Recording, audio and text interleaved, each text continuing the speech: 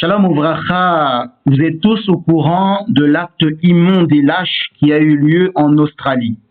Des gens qui n'avaient pour seul crime que le fait d'être juifs ont été massacrés alors qu'ils étaient rassemblés pour l'allumage de la première bougie de Hanouka. Et ces gens considèrent cela le djihad. Ils se voient comme des soldats de Allah. Et par leur statut de martyrs, ils accéderont au plus haut degré du paradis, avec un nombre divergent de vierges. Et encore une fois, on va nous expliquer que ces gens ne sont pas musulmans, ne représentent pas l'islam, que l'islam interdit de tuer les innocents. D'autres iront jusqu'à dire que c'est un coup monté par le Mossad, qu'ils ont été payés pour salir l'islam, etc., etc.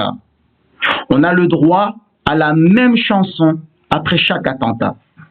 Mais au bout d'un moment, il faut arrêter ce cirque. Oui, il y a des musulmans sunnites pacifiques qui vont s'appuyer sur des sourates et ahadiths pacifiques. Mais oui aussi, les musulmans sunnites non pacifiques s'appuient aussi sur des sourates, ahadiths et tafasir qui légitiment leurs crimes. J'avais publié le 29 mars 2016, une semaine après les attentats dans le métro de Bruxelles, alors que j'habitais encore en Belgique, un article. Cela remonte donc à presque 10 ans. Et rien n'a changé. Cela a été une des raisons de mon départ pour Madagascar en 2017, un an plus tard.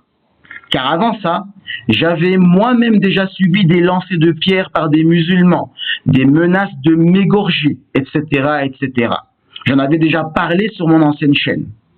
Moi qui ai grandi dans les quartiers populaires de Bruxelles, entouré de musulmans, dont plusieurs sont restés des amis jusqu'à ce jour.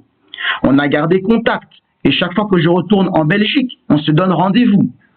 Eh bien, malgré ça, je voyais monter progressivement le radicalisme dans la jeunesse musulmane. Les apologétistes prétendent souvent que l'islam est la RATP, la religion d'amour, de tolérance et de paix, et que ce que font les mouvements takfiristes et djihadistes ne correspond pas aux enseignements de l'islam. Mais ce n'est pas vraiment exact. Les musulmans croient dans le Coran et la Sunna.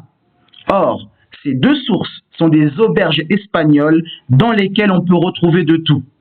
De ce fait, on ne peut pas prétendre que l'islam est une religion pacifique, tout comme on ne peut pas prétendre qu'elle est une religion violente, car elle est en réalité les deux à la fois.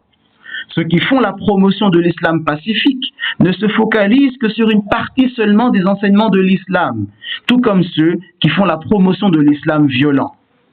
Les djihadistes sont des musulmans tout autant légitimes et représentatifs de l'islam que les musulmans dits pacifiques.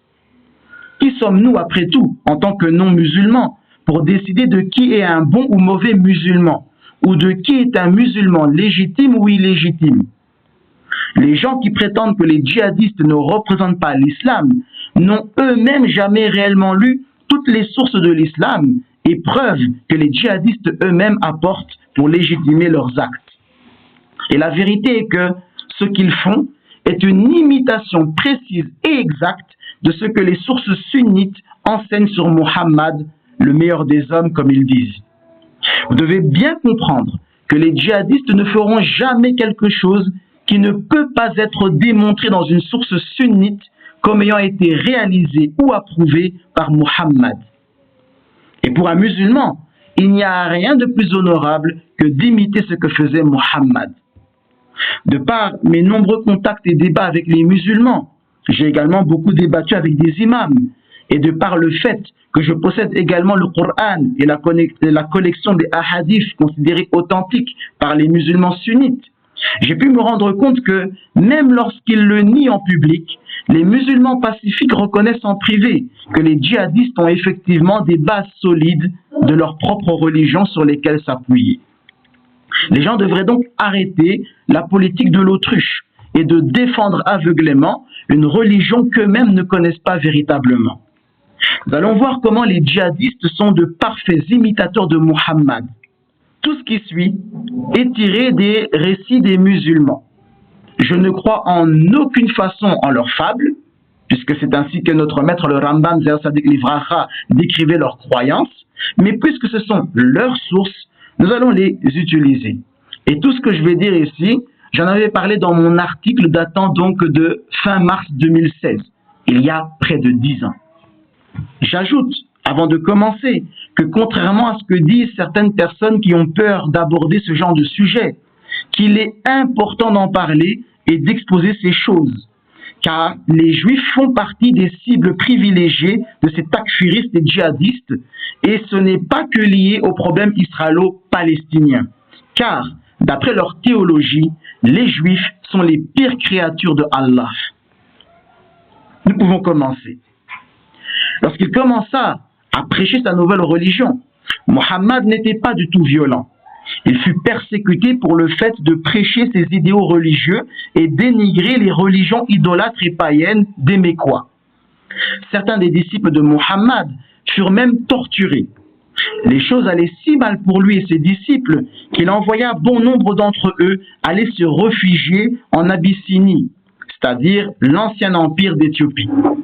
Pour finir, lui et ses disciples allèrent s'installer vers le nord dans une ville appelée Yathrib, que les Juifs surnommaient Médine, là où des membres de 2 tribus arabes émirent le souhait que Muhammad devienne leur prophète. Juste avant que Muhammad ne se rende à Médine, il reçut une révélation lui permettant de combattre les Mécois.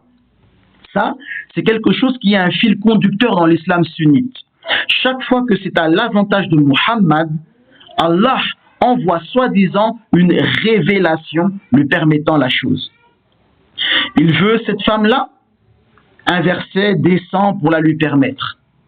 Il a déjà 4 femmes, ce qui est la limite imposée aux musulmans, mais il en voudrait davantage. Un verset descend lui permettant d'en avoir autant qu'il le souhaite et d'épouser toute croyante qui voudrait se donner à lui. Et c'est comme ça dans toutes ces révélations. Et donc, ici, il savait qu'à Médine, il avait à sa disposition un groupe d'hommes armés qui le soutiendraient. Et donc, comme par hasard, c'est à ce moment-là qu'il reçoit la révélation qu'il peut combattre les Mécois.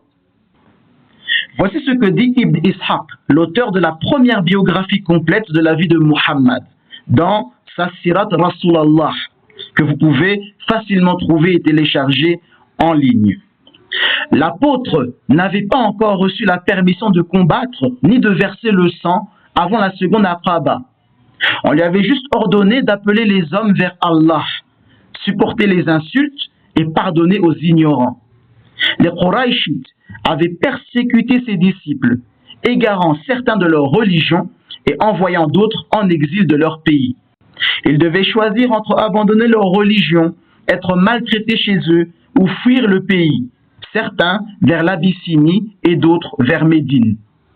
Quand les Qurayshites devinrent insolents envers Allah et rejetèrent son plan miséricordieux, accusèrent son prophète de mentir, maltraitèrent et exilèrent ceux qui le servaient et proclamaient son unicité, croyaient en son prophète et tenaient fermement à sa religion, il donna permission à son apôtre de combattre et se protéger contre ceux qui leur faisaient du tort et les traitaient méchamment.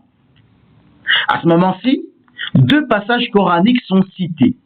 Le premier est la sourate numéro 22, les versets 39 à 41, qui déclare ceci. أذن للذين يقاتلون بأنهم ظلموا وإن الله على نصرهم لقدير الذين أخرجوا من ديارهم بغير حق إلا أن يقولوا ربنا الله ولولا دفع الله الناس بعضهم ببعض لهدمت صوامع وبيع وصلوات ومساجد يذكر فيها اسم الله كثيرا ولينصرن الله من ينصره إن الله لقوي عزيز الذين إن مكناهم في الأرض أقاموا الصلاة وآتوا الزكاة وأمروا بالمعروف ونهوا عن المنكر وَلِلَّهِ عَاقِبَةُ الْأُمُورِ. Ibn Ishaq explique ainsi le sens de ce passage. Je ne leur ai permis de combattre que parce qu'ils ont été traités avec injustice, alors que leur seule faute contre les hommes a été qu'ils adoraient Allah. Lorsqu'ils auront le dessus, ils établiront la salat, la prière, payeront la zakat, la taxe du pauvre, jouiront de la bonté et interdiront l'iniquité, c'est-à-dire le prophète et tous ses compagnons. Après cela, Allah aurait révélé à Muhammad un deuxième passage, celui de la sourate numéro 2, le verset 193, qui déclare ceci. وقاتلوهم حتى لا تكون فتنة ويكون الدين لله فإن انتهوا فلا عدوان إلا على الظالمين. Ibn Ishaq explique que cela signifie qu'il devait combattre les Mécois jusqu'à ce qu'aucun croyant ne soit plus détourné de sa religion, jusqu'à ce que Allah seul soit adoré. Deux points essentiels doivent être mentionnés ici. Premièrement, à la Mecque, où Muhammad était faible, il n'attaqua personne. Il se contentait de prêcher sa religion et d'insulter les religions des polythéistes mécois. Mais ce fut juste avant qu'il ne s'en aille pour Médine, où il possédait une force armée conséquente pour le soutenir, qu'il reçut cette révélation et commença à user de violence pour imposer son message. L'histoire musulmane montre en effet qu'au fur et à mesure que les musulmans gagnent en puissance et en nombre, leur visage change complètement et ils passent progressivement du terrorisme à la guerre totale. Deuxièmement, à la fin de la citation, il est dit que les musulmans doivent combattre ceux qui n'adorent pas Allah jusqu'à ce qu'ils se soumettent et embrassent l'islam. Ces points sont importants et capitaux, car c'est précisément ce que les takfiristes et djihadistes enseignent. Et beaucoup de musulmans, dont certains avec lesquels j'ai pu discuter, disent clairement qu'ils sont calmes pour l'instant, parce qu'en nombre insuffisant. Mais le jour où ils seront suffisamment puissants, ils pourront, incha'Allah, s'emparer de la Belgique, de la France, reconquérir l'Andalousie, etc., etc. Ils ne se gêneront pas. Et d'ailleurs, leur source rapporte une promesse faite par leur prophète que le monde entier sera conquis par l'islam. Évidemment, en lisant ce passage d'Ibn Ishaq, Muhammad est décrit de façon à le faire passer pour quelqu'un de patient et n'ayant pris les armes que pour se défendre, et que jusqu'avant que Muhammad ne parte, la persécution mécoise était insupportable, mais qu'elle devint si oppressante que Muhammad reçut finalement la permission de répliquer. Le problème avec cela est que Muhammad avait gravement été persécuté avant cela et que les musulmans avaient été abusés bien avant leur départ. En d'autres mots, le passage que l'on vient de mentionner n'est qu'une tentative apologétique de la part d'Ibn Ishaq. Plutôt, bien avant le traité de Aqaba, les choses étaient si graves pour Muhammad qu'il se rendit vers une ville appelée Taïf pour rechercher l'aide des habitants locaux et leur protection. Les Taïfiens le rejetèrent et le maltraitèrent. Les choses étaient si mauvaises pour Muhammad à la Mecque qu'il dut supplier 3 hommes de le protéger. Et tout cela, c'est Ibn Ishaq lui-même qui le rapporte. À la Mecque, Muhammad continua à se réclamer prophète et il était abusé tout le temps. Mais jamais il ne reçut la moindre révélation de combattre durant cette période. Pour finir, la route tourna pour Muhammad. Sa persévérance paya. Un groupe d'Arabes à Médine, qui avaient beaucoup de conflits les uns avec les autres, l'accepta comme leur prophète. Ils espéraient qu'il pourrait les aider à préserver la paix. Ils firent un serment d'allégeance pour soutenir Muhammad dans sa guerre contre les Qurayshites, également rapporté par Ibn Ishaq. Désormais, Muhammad savait qu'il avait des disciples bien armés et forts. Comme par hasard, ce ne fut qu'à ce moment-là où il eut enfin des disciples pour le défendre que ces gens se rendirent plus au nord à Médine et qu'il sut qu'il pourrait désormais avoir une ville sur laquelle régner. Que soudainement, Allah donna à Muhammad sa révélation de combattre. Les circonstances de Muhammad changèrent et le Allah de Muhammad changea aussi avec lui. C'est là que Muhammad passa du simple prédicateur à un guerrier sanguinaire. Après s'être installé à Médine, Muhammad commença à avoir des conflits avec les Juifs et les païens de la région. Nous allons rapporter quelques incidents montrant clairement la nature terroriste du meilleur des hommes. Ibn Ishaq rapporte ceci. L'apôtre a déclaré « Tuez tout juif qui tomberait sous votre pouvoir ». Sur ce, Muhaïsa ibn Masoud bondit sur Ibn Sunayna, un marchand juif avec lequel ils avaient des relations sociales et commerciales, et le tua. Huwaïsa n'était pas encore un musulman à ce moment-là, bien qu'il fût le grand frère de Muhaïsa. Lorsque Muhaïsa le tua, Huwaïsa se mit à le frapper en disant « Toi, ennemi de Allah, comment as-tu pu le tuer alors qu'une grande partie de la graisse de ton ventre provient de sa richesse ?» Muhaïsa répondit « Si celui qui m'a ordonné de le tuer m'ordonnait de te tuer, je t'aurais coupé la tête. » Ce récit dérange les musulmans et c'est pourquoi ils font de nombreuses pirouettes pour convaincre ceux qui l'ont déjà lu qu'il n'est pas authentique. Sauf que ce récit est également rapporté dans le Sunan Abu Daoud, le livre numéro 13, le hadith numéro 2996. Et vous pouvez télécharger l'intégralité du livre en ligne, où il est dit, rapporté par Muhaïsa. L'apôtre de Allah a dit, si vous remportez une victoire sur les hommes des Juifs, tuez-les.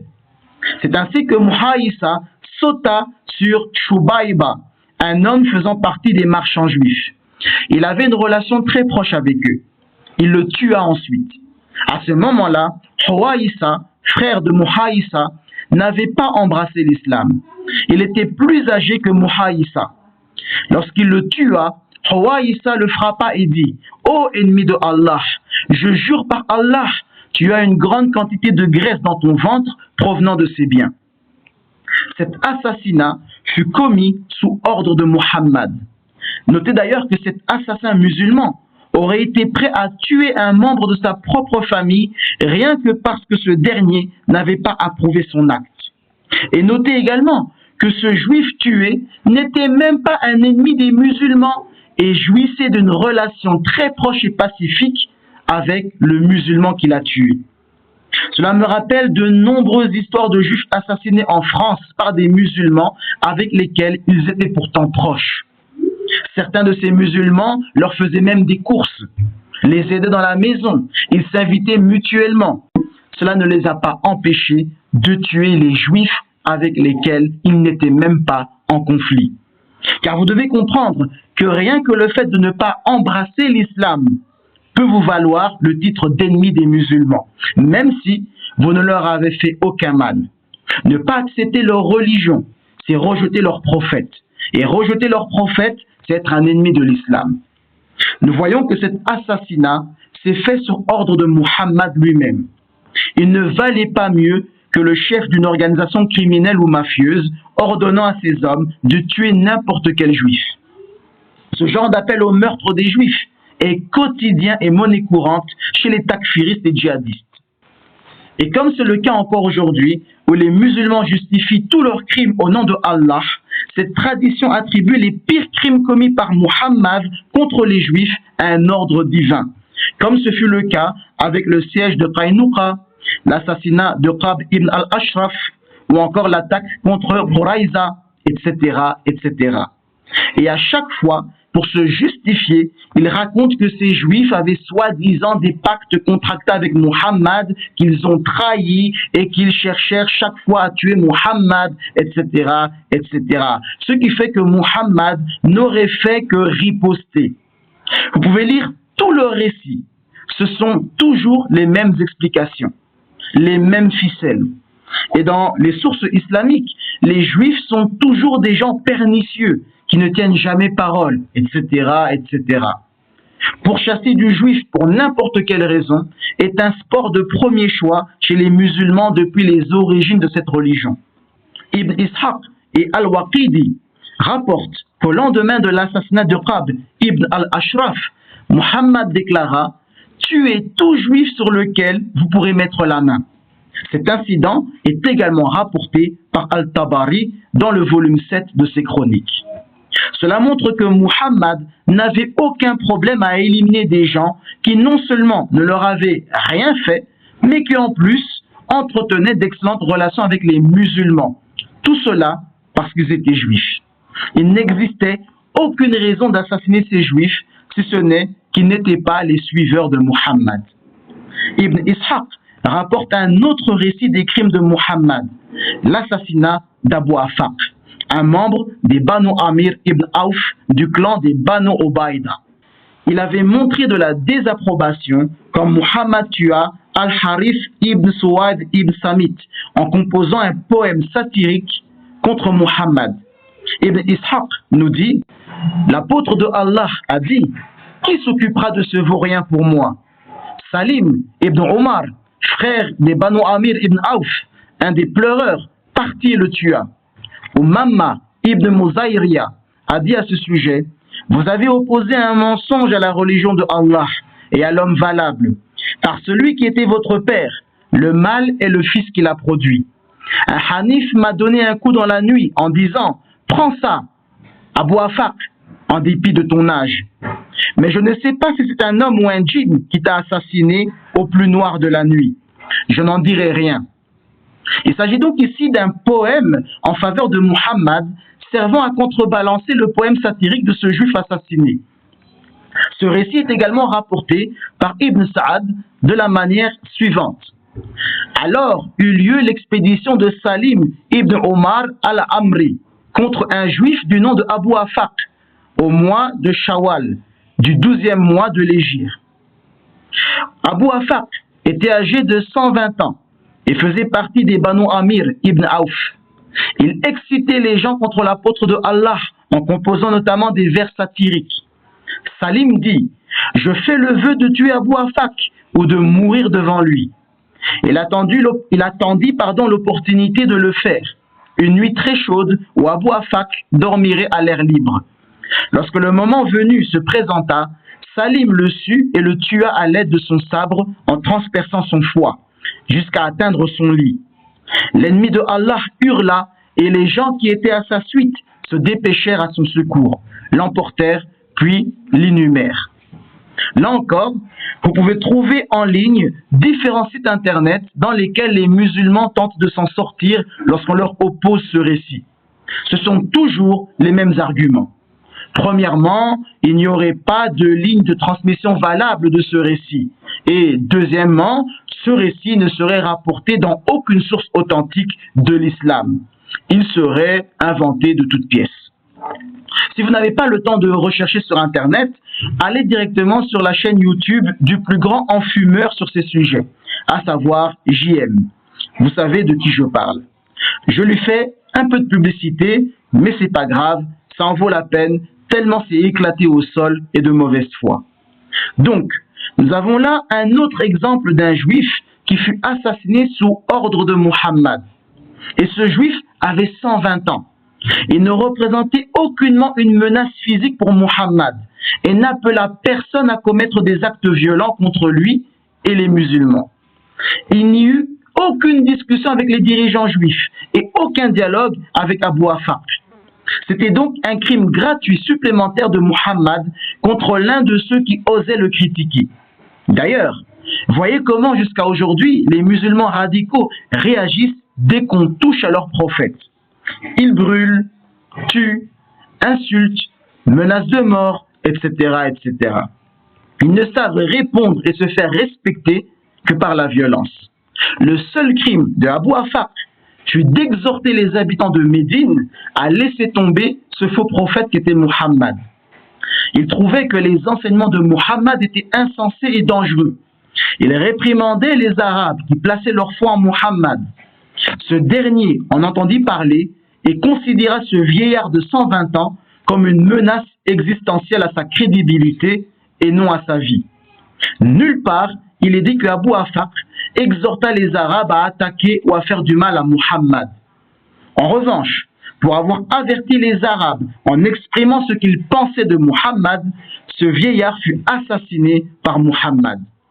Ce sont les mêmes qui, lorsqu'ils entendent des Juifs pourchasser des nazis qui ont déjà dépassé la centaine d'années, ce sont les mêmes qui vont dire « Ouais, mais c'est quoi ça? Les Juifs, ils savent pas les laisser tranquilles, ce sont des vieux, etc. » Eh bien, ce sont les mêmes qui, pourtant, ils vont légitimer que leur prophète fasse tuer un vieillard de 120 ans. Quand ça les concerne, ils vont légitimer.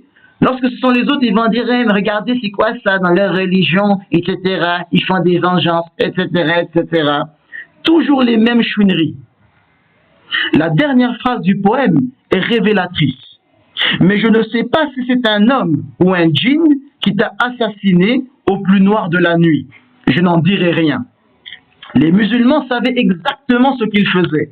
Ils savaient que c'était un assassinat lâche qu'ils perpétraient sur ordre de Muhammad. Ils désiraient le garder secret, préserver leurs méfaits, de sorte que la populace n'en sache rien. C'est pourquoi Umama ibn Muzayriya déclara qu'il ne révélerait pas qui avait assassiné Abu Afak. En lisant cela, on ne peut que penser à un chef mafieux ou dictateur sanguinaire. Tous ceux qui sont une menace pour sa crédibilité et pouvoir doivent être éliminés. Muhammad fit également assassiner une femme appelée Asma bint Marwan. Ibn Ishaq rapporte ceci. Et l'expédition de Omar ibn Adi al-Khatmi contre Asma, fille de Marwan, elle est des Banu Umayya ibn Zayd. Lorsque Abu Afak fut tué, elle devint hypocrite. Abdallah ibn al-Harith ibn al-Fudayl, sur l'autorité de son père qui a dit, elle était l'épouse d'un homme des Banu Khatma, appelé Yazid ibn Zayd. Elle a dit en insultant l'islam, et écoutez bien la manière dont elle aurait insulté l'islam. Le texte se poursuit en disant donc les paroles qu'elle a prononcées. Comme ils sont humiliés, les Banu Malik, les Nabit, les Aouf et les Banu al-Khazraj. Vous avez obéi à un étranger d'une autre tribu, qui n'est ni de Mourad, ni de Mavij. Espérez-vous encore quelque chose de bon de lui après qu'il ait tué vos chefs, comme un affamé qui attend le potage du cuisinier? N'y a-t-il pas quelqu'un qui a de la dignité et qui profiterait d'un moment d'inadvertance pour raisonner ceux qui attendent encore quelque chose de lui? Vous avez bien entendu comment elle a insulté l'islam. Elle a insulté l'islam d'après ses paroles. Continuons le texte. Alors, Hassan ibn Thabit lui répondit par ces vers. Banu Wa'il, Banu Waqif et Al-Khatma sont inférieurs au Banu al-Khazraj. Quand elle a appelé à la folie, malheur à elle par ses lamentations, et la mort viendra. Elle excita un jeune homme noble, généreux en son intérieur et en son extérieur, et il l'a couverte de sang rouge dans la nuit, et il n'a pas commis un péché. Lorsque l'envoyé de Allah en fut informé, il a dit, qui me vengerait de la fille de Marwan? Omar ibn Adi al-Khatmi a entendu cette parole de l'envoyé de Allah et lui dit, ô envoyé de Allah, je l'ai tué. L'envoyé de Allah dit, tu as pris la défense de Allah et de son envoyé, ô Omar. Celui-ci dit, ai-je à supporter quelques conséquences à ce sujet, ô envoyé de Allah? Celui-ci lui répondit, à son sujet, même deux chèvres ne se donneraient pas des coups de corne. Omar retourna à son peuple. Les Banu Khatma parlaient abondamment du cas de Banu Asma, la fille de Marwan, qui avait alors 5 fils qui étaient déjà des hommes.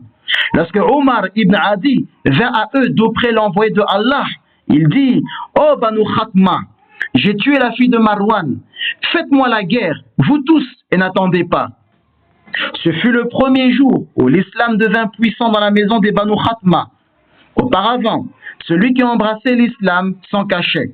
Les premiers parmi les Banu Khatma à se convertir à l'islam furent Omar ibn Adi, surnommé le lecteur, et Abdallah ibn Aus et Khuzayma ibn Thabit. Le jour où la fille de Marwan fut tuée, des hommes des Banu Khatma embrassèrent l'islam après avoir vu sa puissance.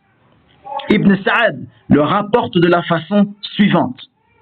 Puis advint le raid de Omar ibn Adi ibn Kharasha al-Khatmi contre Asma bint Marwan des Banu Umayya ibn Zayd quand il restait 5 nuits au mois de Ramadan, au début du 19e mois de l'hégire de l'apôtre de Allah. Asma était la femme de Yazid ibn Zayd ibn Hisn al-Khatmi. Elle avait coutume de dénigrer l'islam, d'offenser le prophète et de pousser les gens contre lui. Elle composait des poèmes. Bien qu'aveugle, Omar ibn Adi alla la trouver chez elle. Ses enfants dormaient autour d'elle. Il y en avait même un qu'elle allaitait. Il la transperça de son sabre au niveau de la poitrine. Ensuite, il fit la prière du matin à Médine avec le prophète. L'apôtre de Allah lui dit: as-tu assassiné la fille de Marwan? Il dit: oui. Dois-je faire autre chose? Il dit: non. 2 chèvres ne se cogneront pas pour elle. C'est une formule qui fut entendue pour la première fois. Elle provenait de l'apôtre de Allah. L'apôtre de Allah appelait Omar le voyant. Ce récit est rapporté par de nombreux autres historiens de l'islam. Et, une fois encore, les musulmans cherchent à s'en sortir lorsqu'on leur cite cette histoire, toujours en disant que le récit n'est pas authentique. Résumons la chose pour bien comprendre. Muhammad fit tuer Al-Harith ibn Suwaid ibn Samit. Cela amena Abu Afaq à exprimer son désarroi et condamner cet assassinat par des poèmes. Il s'ensuivit que Muhammad le fit tuer. Asma bint Marwan s'en offensa et s'exprima ouvertement contre cela. Elle encouragea les hommes de sa tribu à ouvrir les yeux sur la nature sanguinaire de Muhammad. Et lorsque ce dernier l'apprit, il la fit également tuer. À première vue, cet ordre de faire tuer Asma pourrait sembler justifié, puisque les musulmans diront qu'elle appelait les gens à tuer Muhammad. Il est donc compréhensible qu'il ait pu se sentir dérangé par cela. Mais jetons un œil plus attentif aux événements et au contexte de la relation entre Asma et sa tribu. Premièrement, Asma avait vu de quoi Muhammad était capable. Ce n'est qu'après cela qu'elle a parlé contre lui, puisque c'est écrit qu'après cela, elle devint une hypocrite, ce qui sous-entend qu'avant cela, elle n'avait aucun problème avec Muhammad et les musulmans. Mais quand elle a vu qu'il avait tué un vieillard pour le simple fait d'avoir rédigé un poème satirique contre lui pour dénoncer ses actes, c'est à ce moment-là, en fait, qu'elle a compris à qui elle avait affaire. Il est donc normal qu'elle l'ait condamné et se soit exprimée contre lui. Qui ne dénoncerait pas l'assassinat d'un vieillard? Et en plus, pour le seul crime d'avoir en fait rédigé des poèmes satiriques pour condamner ce que ce vieillard considérait comme des faussetés prêchées par cet homme, etc., etc. Deuxièmement, sa tribu n'était pas sous la domination de Muhammad. Il est possible qu'elle avait un pacte de non-agression avec Muhammad, tout comme il est possible qu'elle n'en avait pas. Mais peu importe, cette femme avait le droit de dire ce qu'elle pensait. Si un traité existait entre sa tribu et les musulmans, et qu'elle a transgressé ce traité en s'exprimant contre Muhammad, eh bien, Muhammad aurait très bien pu simplement aller discuter avec les chefs de sa tribu, qui auraient alors pu lui ordonner de se taire. Troisièmement, ce qui est particulièrement intéressant est qu'après l'avoir fait tuer, Muhammad déclara: 2 chèvres ne se cogneront pas pour elle, ce qui signifie que personne ne se soucierait de la mort de cette femme. Cette femme était donc insignifiante et il l'a quand même fait assassiner. Quatrièmement, notez également que certains membres de sa tribu étaient déjà devenus musulmans. À l'évidence, ces gens-là n'auraient pas prêté attention à son appel à tuer Muhammad. Si personne ne se serait soucié de sa mort, personne ne se serait alors soucié de ses paroles. Les gens de sa tribu étaient également au courant de ce que Muhammad fit à Abu Afaq, et ils s'en moquaient aussi. Personne n'aurait donc prêté attention à son appel à tuer Muhammad, qui était le chef d'un groupe de gens puissants. Ainsi, Asma bint Marwan ne constituait aucune menace légitime contre Muhammad, Elle ne le faisait pas peur. Elle n'était pas chef de sa tribu et ne jouissait que de très peu d'influence, voire d'aucune influence. Malgré cela, Muhammad l'a fait assassiner, là encore, de façon tout à fait préméditée, parce qu'elle ne tolérait pas le comportement de Muhammad. C'est une raison suffisante pour tuer quelqu'un en islam, même si la personne est un vieillard ou une femme sans la moindre influence. Au vu de l'insignifiance de cette femme, on pourrait se demander pourquoi il ne l'a pas tuée lui-même. Mais cela a toujours été plus facile pour Muhammad d'en donner l'ordre. Là encore, l'exemple typique d'un chef mafieux qui ne se salit jamais les mains, mais délègue le sale boulot à ses sbires. Et ces gens sont tellement lâches que comme Abu Afaq, Asma fut assassinée la nuit par traîtrise. Il n'y a que des criminels pour agir de la sorte. Exactement comme à notre époque, ils tuent des juifs innocents pendant le Shabbat ou des fêtes religieuses. Ce qui est le plus tragique avec l'islam sunnite, c'est la facilité avec laquelle ceux qui suivent cette religion usent de violence et considèrent cela comme normal dans la volonté de Allah. Tout crime peut être justifié dès lors qu'on prétend qu'il a été commis fi sabilillah, dans les sentiers de Allah. Omar ibn Adi ibn Kharasha al-Khatmi est un parfait exemple de cela. Voilà un homme musulman, un ami de Muhammad, qui agit sur ordre de ce dernier et pénètre dans la maison d'une femme sans défense. Il aperçoit cette femme avec son enfant et la tue. Par la suite, Muhammad déclare à cet homme: tu as pris la défense de Allah et de son envoyé. Si Allah s'était senti menacé par cette femme, il aurait pu se charger de lui régler son compte. Dans la Torah, par exemple, pour les crimes commis contre Dieu, nous avons le concept de karef, qui est que c'est Dieu lui-même et non un homme qui réglera le compte de ses pécheurs.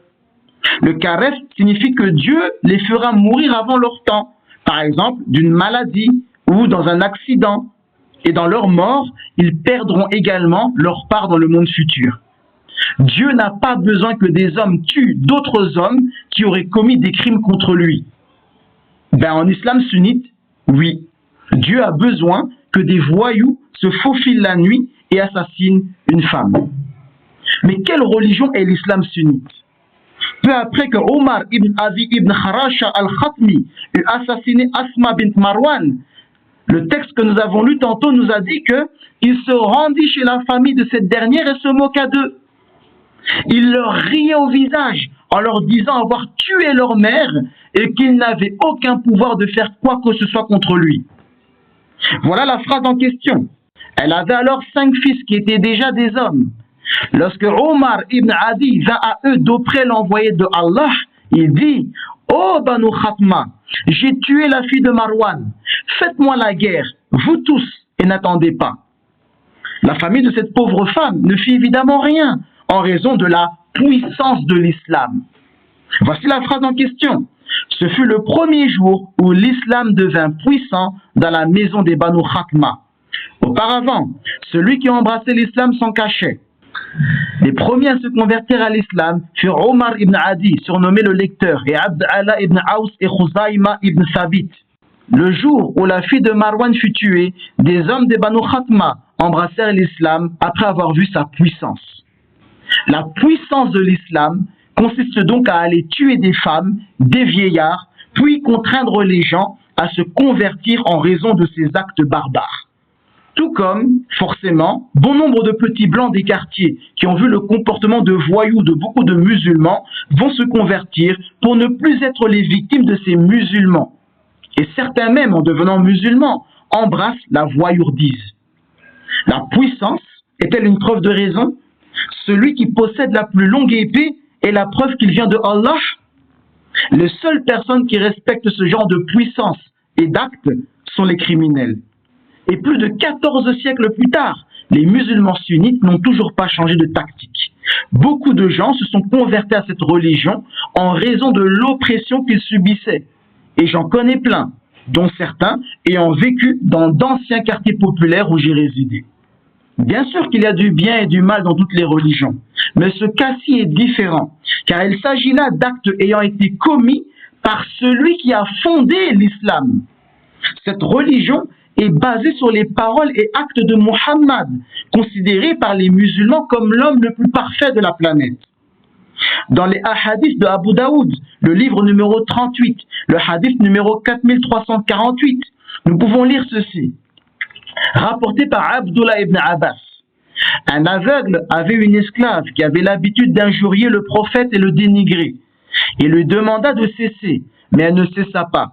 Il la réprimanda, mais elle n'abandonna pas son habitude. Une nuit, elle commença à calomnier le prophète et l'injurier. Il prit donc une dague et lui transperça le ventre. Un enfant qui passait entre ses jambes se barbouilla dans le sang qui s'y trouvait.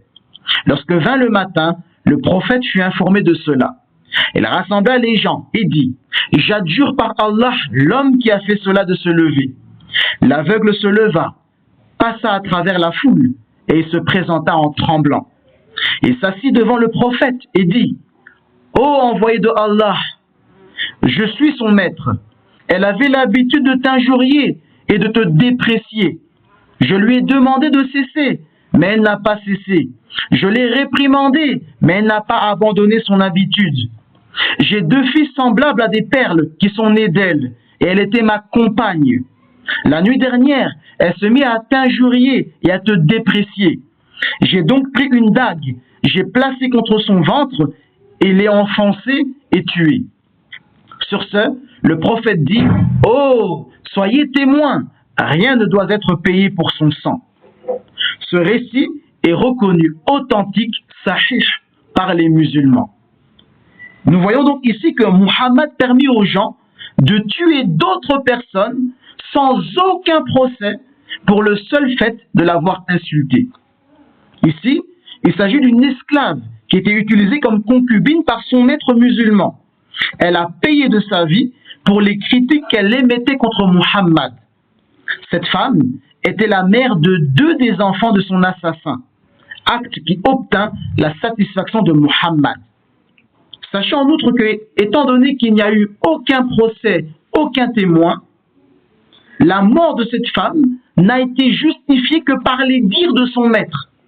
Autrement dit, nous n'avons aucune preuve factuelle pouvant attester que cette femme a bel et bien été tuée parce qu'elle méprisait Muhammad et disait des mauvaises paroles contre lui dans la maison. Et imaginons quand bien même ça serait vrai, Muhammad ne les a pas entendus, Muhammad n'était pas là, il ne savait pas que cette femme le dépréciait, disait des mauvaises choses sur lui. Donc, elle faisait du mal à qui? Elle le faisait dans sa maison, dans l'intimité, etc., etc. Et ça, c'est un grand problème, parce que jusqu'à ce jour, il est très facile pour des musulmans dans certains pays d'accuser leurs ennemis d'avoir soi-disant insulté Muhammad et l'islam pour légitimer qu'ils se fassent lyncher et tuer sur la place publique. Ne faites pas semblant de ne pas voir de quoi je parle. Ça se passe très fréquemment au Pakistan, en Afghanistan et dans d'autres pays. Par exemple, au Pakistan, il est très facile d'aller accuser son voisin chrétien que il a insulté Muhammad alors que peut-être que le musulman devait de l'argent au chrétien, mais comme le musulman ne voulait pas payer, il est parti inventer une accusation d'insulte à l'islam, et là vous allez voir toute la foule se ruer sur ce chrétien et vouloir le lyncher, le tuer. Il est très facile en islam sunnite d'accuser n'importe qui d'avoir insulté Muhammad et sans preuve, on l'élimine comme ça. Maintenant, vous comprenez pourquoi 14 siècles plus tard, un énorme pourcentage de musulmans sont prêts à tuer quiconque émettrait une critique sur leur religion et leur prophète, qu'ils vénèrent comme une idole, et se prétendent monothéistes. Et n'oubliez pas que, même sans avoir insulté leur religion ou prophète, rien que d'oser dire que vous ne voulez pas embrasser l'islam et ne reconnaissez pas le Coran, cela suffit déjà pour vous faire inscrire sur la liste des ennemis de Allah et de son Rasoul. Les musulmans ne supportent pas la contradiction, ni le fait qu'il puisse exister des opinions autres que les leurs. D'ailleurs, beaucoup de savants musulmans déduisent du hadith que nous avons rapporté que tout juif ou non musulman qui injurie le prophète doit être tué. Et je vais vous donner maintenant un exemple d'une personne qui a été tuée pour le simple fait de ne pas vouloir embrasser l'islam. Donc la personne n'a même pas insulté Muhammad, n'a même pas critiqué la religion, mais pour le seul fait de ne pas vouloir être musulman, la personne s'est faite éliminer. Ibn Ishaq rapporte qu'un autre musulman, Amr bin Umayya al-Damri, fut envoyé par Muhammad afin d'assassiner l'ennemi du prophète, Abu Sufyan ibn Harb. Mais sa tentative d'assassinat échoua. Alors qu'il rentrait chez lui, il croisa un berger borgne. En discutant, ils se rendirent compte qu'ils étaient de la même tribu arabe. Donc, c'est le sang, comme on dit aujourd'hui. Le texte continue. Mais avant d'aller se coucher, le berger déclara qu'il ne deviendrait jamais musulman. Donc là, on comprend en fait que ce musulman-là, Amr bin Umayya, lui avait fait de la da'wa.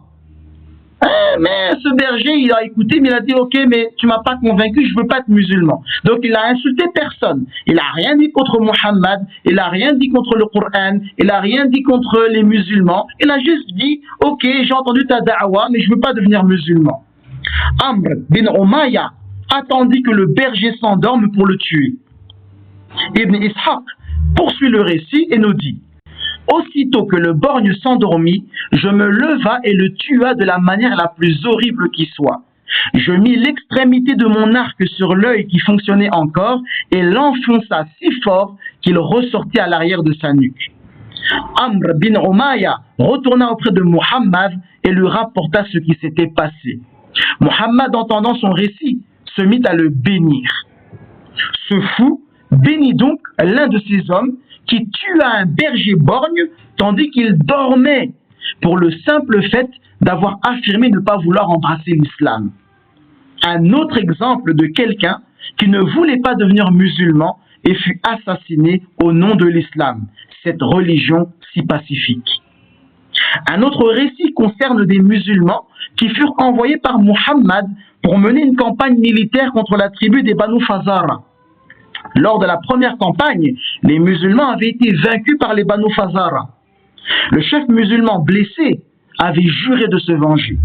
Après s'être remis de ses blessures, il s'en alla attaquer à nouveau les Banu Fazara. Une femme très âgée fut capturée.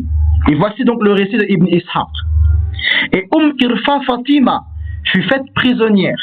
C'était une femme très âgée, l'épouse de Malik.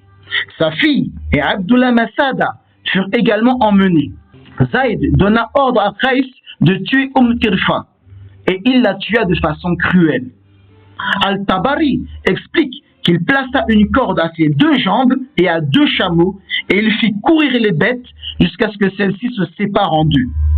Le récit complet et les soi-disant réfutations musulmanes peuvent être trouvés en ligne. Ici, les compagnons de Muhammad furent envoyés afin d'attaquer des ennemis. Ils firent des prisonniers, puis se laissèrent aller à des actes de grande brutalité et cruauté envers les captifs. Ces hommes étaient tellement démunis de toute valeur humaine qu'ils firent séparer une femme en deux par des chameaux. Et on nous dit que cette femme était très âgée. C'est pas moi qui dis le trait, c'est le texte qui dit très âgée. Et 14 siècles plus tard, les hommes de Daesh et d'autres groupuscules djihadistes font pire encore en termes de brutalité. Ceux qui ont déjà visionné les vidéos de Daesh comprendront de quoi je parle. Ibn Ishaq rapporte ceci. Un autre qu'il fallait tuer fut Abdullah ibn Khattal. Il était devenu musulman et l'apôtre de Allah l'envoya collecter la zakat en compagnie d'un des Ansar. Il avait avec lui un esclave affranchi qui le servait. Il était musulman. Lorsqu'ils s'arrêtèrent, il ordonna à ce dernier de tuer un bouc et de le lui préparer pour son repas, puis alla dormir. Lorsqu'il se réveilla, rien n'avait été préparé. C'est pourquoi il l'attaqua, le tua, puis apostasia. Il y avait deux filles chanteuses, Fartara et son amie, qui avaient l'habitude de chanter des chants satiriques sur l'apôtre de Allah. C'est pourquoi il ordonna qu'elles soient tuées avec lui. En effet, l'islam sunnite prévoit une peine de mort pour tout musulman qui apostasierait. Ce fut le cas de Abdallah ibn Khattal, qui fut exécuté sur ordre de Muhammad. Mais ce dernier ordonna également que 2 filles chanteuses soient exécutées avec lui pour avoir chanté des chants satiriques sur lui. Or, les sources musulmanes nous disent que ces chants satiriques contre lui avaient été chantés approximativement 1 an auparavant. Comme on dit, la vengeance est un plat qui se mange froid. À présent que Muhammad avait conquis la Mecque, il était venu le temps pour lui de faire payer à ces 2 jeunes filles. Voilà la RATP est le meilleur des hommes. Elle n'était en aucun cas une menace pour l'islam, ni pour le nouvel État islamique instauré par Muhammad. Ce n'était que des jeunes filles. Finalement, une seule fut tuée, car l'autre parvint à s'enfuir. Et au final, celle qui s'était enfuie, Muhammad lui pardonna. Une tentative de réfutation de ce récit peut être lue en ligne. Et la liste est encore longue. Vous pouvez d'ailleurs trouver en ligne toute la liste des personnes qui furent tuées sous ordre de Muhammad ou dont il approuva les assassinats. Prétendre que l'islam n'a rien de violent et que Muhammad était un ange est de la pure affabulation et une déformation de la réalité. La vérité est qu'il existe 2 formes d'islam sunnite tout aussi légitimes ou illégitimes l'une que l'autre. Et les gens doivent savoir que ceux qui tuent, massacrent, violentent ou violent au nom de l'islam le font sur des bases très concrètes et solides de leur religion.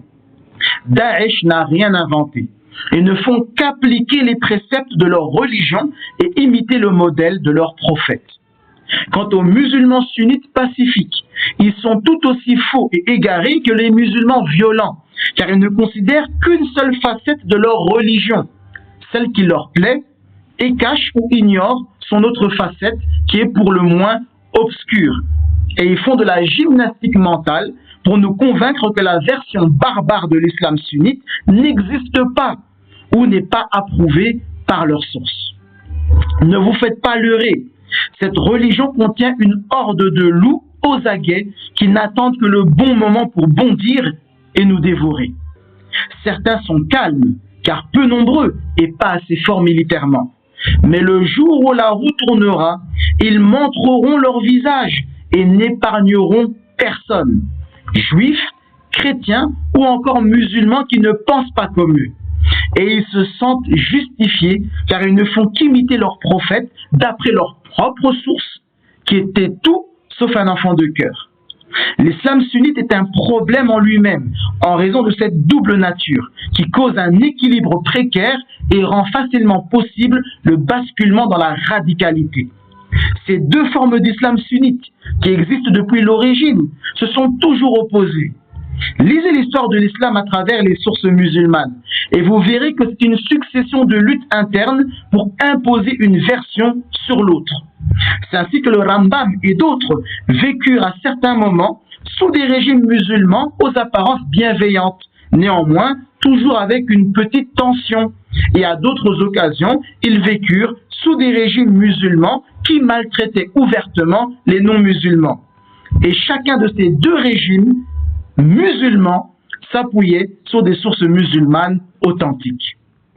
Ne croyez donc pas que ceux qui commettent des horreurs au nom de l'islam ne sont pas musulmans. Ils sont bel et bien musulmans et ne font qu'appliquer une facette de leur religion que n'appliquent pas les modérés. Un terme qui ne veut absolument rien dire, puisque ou bien on applique sa religion comme il faut, selon tous ses préceptes, ou bien on l'applique de façon légère avec des concessions et compromis. Ou bien encore, on l'applique avec extrémisme, accomplissant des choses non prescrites par la religion. Ceux qu'on appelle modérés ne sont pas des musulmans qui appliquent leur religion comme il faudrait, mais font plutôt des compromis avec ces préceptes pour notamment être bien vus des autres ou se laisser aller à leur passion sans culpabilité ou parce qu'ils sont tout simplement plus humanistes qu'ils ne sont musulmans. Mais en réalité, il n'y a pas de modération dans une religion. Dans une religion, ou bien tu l'appliques complètement comme il faut, ou bien tu admets que tu as fait une fabrication du bricolage, mais être entre les deux, c'est-à-dire entre guillemets modéré, ça n'existe pas. De plus, pour finir, ne vous laissez pas avoir par l'argument de l'irrecevabilité d'un récit en raison de la faiblesse supposée de sa chaîne de transmission. C'est un argument inventé de toutes pièces pour se débarrasser d'un récit qui pourrait potentiellement nuire à l'image RATPiste de l'islam. En fait, les musulmans emploient cet argument même contre eux-mêmes. En effet, quand une communauté musulmane cite un certain hadith soutenant une certaine opinion, eh bien, une autre communauté musulmane qui ne souscrit pas à cette opinion va invoquer donc l'argument de l'irrecevabilité de ce hadith en prétendant que sa chaîne de transmission est da'if, faible. Et comme ça, ils pourront discréditer cela et ils pourront dire donc que ceux qui l'acceptent sont des égarés. En réalité, vous n'avez aucune vraie règle concernant quel hadith est recevable et laquelle est irrecevable. Parce que même les plus grands savants qui pourront vous dire que ce hadith est recevable, vous trouverez également d'autres grands savants qui vous diront qu'au contraire, ce hadith il est irrecevable. Rien de nouveau sous le soleil. Cela fait juste partie de leurs nombreuses techniques pour brouiller les pistes. En outre, quand bien même les récits rapportés par Ibn Ishaq seraient faibles, de nombreux hadiths considérés sahih et rapportés par Muslim et Bukhari, qui sont des références absolues dans le domaine du hadith chez les musulmans sunnites, sont bien pires que ceux que l'on a rapportés ici. Je ferai sans aucun doute une suite à cette vidéo. Kaltouv, Hazaq ou Varrour.